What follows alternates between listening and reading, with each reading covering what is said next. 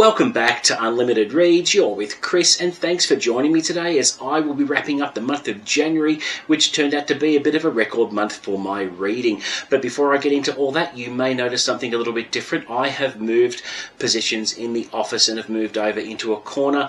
I've set up another little table here, but I've done away with the webcam and I've done away with a separate mic. For my birthday, which is Saturday here in Australia, at the time of recording this, I got a brand new video camera which I've wanted for a little while, set up on a tripod, and I think the results are working very, very well. I have done a couple of tests before recording this video, and I'm pretty happy with it because the video has an external mic attached and the sound quality isn't too bad. So I hope you like this new format.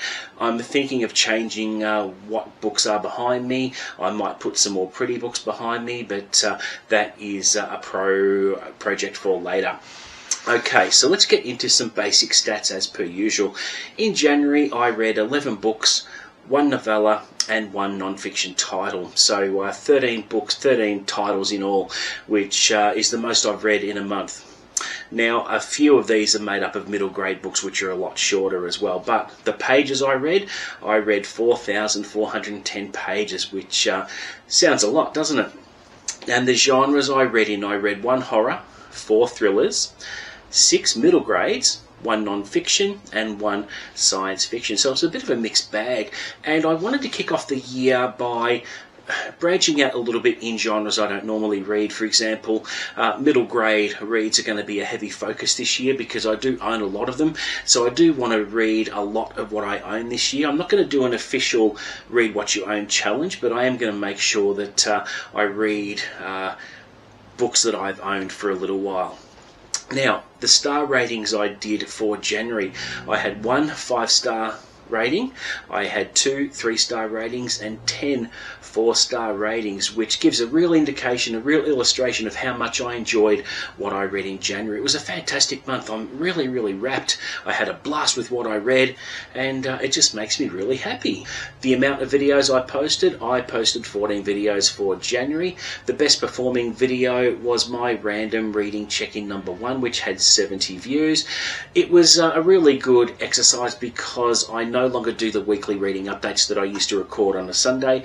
If I feel the need to update you on my reading, I'll just step in front of the camera or sit in front of the camera and give you a random reading check-in. It could be on any day of the week. It's not restricted to one day of the week, and I feel that's a little bit more liberating. And if I finish reading a book, I might jump on the camera, depending on how excited I am, to give you a bit of an update at random times, which is a good way to do it, I think. The poorest performing video for January was my vlog for Incidents Around the House by Josh Mailman. Now, it was posted later in the month, so I'm not too concerned about that. There will be more views coming for that one, I am sure. Now, the books I read. So first up, I read half of Curse of the Mist Wraith by Jenny Wirtz. Now, I stopped reading this one not because the writing was disappointing or inferior to me. The reason I stopped reading this one is because I had a bout of fantasy burnout.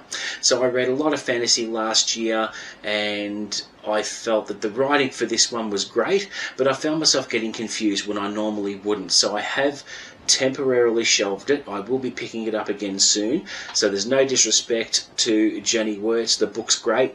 I'm just not in the right frame of mind for it, but I will be picking it up as soon as I can. So I read about 400 odd pages of this one. The next title I read was a novella, and that was called Rest Stop by Nat Cassidy, about a chap who stops at a convenience store and gets locked out in the back storeroom or the bathroom, I think, and he has to come face to face with a sadistic serial killer, and it's pretty graphic. It messes with your head, and it was a bit of a wild ride and just a little bit weird. Also, I read a very short Doctor Who title, a Target novelisation, which was Doctor Who and the Seeds of Doom, which was a lot of fun. It's a very quick read. We're talking only 123 pages, and I smashed through that in pretty much a day. But yeah, pretty entertaining. The next book I read was the non-fiction title, Night, by Eli Wiesel, the 1986 Nobel Peace Prize winner. This was a graphic and compelling account of his time in the Auschwitz camps, and very, very important book to be aware of, I think. And that was only short as well, about 123 pages, so very, very quick read there. Next, we'll get into the middle grade that I read. Now, I pretty much went on a binge of David Walliams' books. Now, David Walliams is a British author. He's very, very popular in the UK and Australia.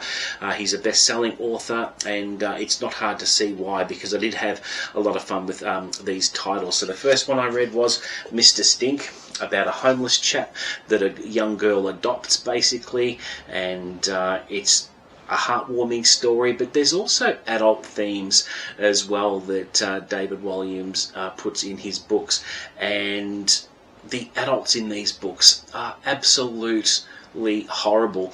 And with these books, some of the adults get their just desserts, or they redeem themselves in some way. So there's a really good message in all these books, and this one was a lot of fun. The next one I read was The Boy in the Dress, about a boy who simply likes to dress up in women's clothes, and it's about establishing or struggling to come to terms with your identity and your sense of self, despite what your peers and people around you think. And there's a really good message with this one, and he obviously does this. He puts adult themes in the books because more often than not, parents would read these with their kids, but they're just a lot of fun and very, very quick. The next one I read was Billionaire Boy, which was pretty entertaining as well. There was this rich kid who, at the end of the book, not everything revolves around money. Here's the message there, which was a really good one. Next I read a fun one, which was Gangster Granny. So an unassuming grandmother moonlights as a burglar and has collected jewellery over many, many years, and that was a lot of fun. This one was a little bit stomach churning. This was called Rat Burger, which was probably not my least favourite of the David Walliams books I read, and yeah, a little bit of an acquired taste there. And the last one I read was Demon Dentist, which is one of my favourites because there was some real horror elements with this one, and made me cringe, and it was just so well written, and had a blast with that. The next book I read was the latest Jack Ryan book, and that is Tom Clancy's Defence Protocol by Andrews and Wilson. Now, Andrews and Wilson, this is their second contribution to the Ryanverse. They wrote the previous book in the series called Act of Defiance, which I absolutely loved. It was one of my favourite books of last year. The follow-up was good, but it wasn't quite as good as Act of Defiance. It was there was a promise there of some ties to a previous book in the series. All it was a passing mention of Rainbow Six, which was a bit of a letdown for me. There was I think it differed greatly to Act of Defiance because in Act of Defiance there was a clear link to The Hunt for Red October, which was absolutely brilliant, and Katie Ryan, Jack Ryan's youngest daughter, just burst onto the page and saved the world. In this one, she doesn't do as much. I don't think the stakes are as high with this one. It involves the president of Beijing trying to seize control of Taiwan because they're an independent island to China, and the president of China has wanted Taiwan for a long time and goes to extreme lengths and almost pitches war against themselves and the US. So it was okay, it was good, but it wasn't great. Okay.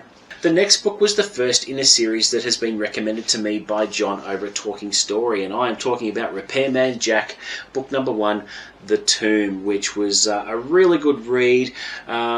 Repairman Jack got under my skin, but in a really good way. He's a very compelling character. He has many, many layers. He is ruthless to those who deserve it, but he also has a very soft side as well in relation to his ex-girlfriend, or on-again, off-again girlfriend, and her daughter, Vicky, who he has a soft spot for. And this one has a bit of a supernatural element involving ancient Indian demons and curses and things like that, and it was just a ripper of a read. and I enjoyed this one so much that I just had to pick up book 2 in the series called Legacies, which was about how Jack starts by helping out a woman who works in a local HIV clinic where kids are dying from HIV, so her job is very, very important, but it turns out that the Christmas presents that were put aside for the kids had been stolen, and obviously that doesn't sit well with Jack. And Gian, Jack's ex-girlfriend, or I think they're together again, recommends him to her, and she makes the call, and Jack finds the Christmas presents, which is at the beginning of the book. And then as the book goes on, she enlists his help with something else. She is the sole beneficiary of her childhood house. Her dad left her. Now, there are complications there because she doesn't want the house. It becomes evident why she doesn't want the house, and secrets that have been buried for many, many years that come to the surface. And it is all about, towards the end of the book, it's all about what her father was hiding before he was killed in an airline accident, and the secret he had been keeping that people would kill for. And the second half of the book involves a piece of mystery tech, which is really, really compelling, and how Jack goes about getting to the bottom of things is just absolutely brilliant. He hurts people in justified ways, and what he does to one guy in particular made me cringe, because it's he had it coming to him, and Jack just went to town on him, and he really, really hurts people and puts people in the hospital. So I'm looking forward to reading more books in the Repairman Jack series. Next I'm going to be picking up Conspiracies, which is book number 3, and I can't wait. And that brings us to my book of the month for January, and it has to be Legacies by F. Paul Wilson.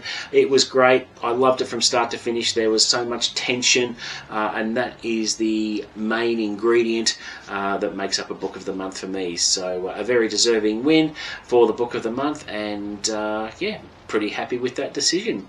So there you go, guys. That is it for my monthly wrap-up for January. Thank you very much for watching.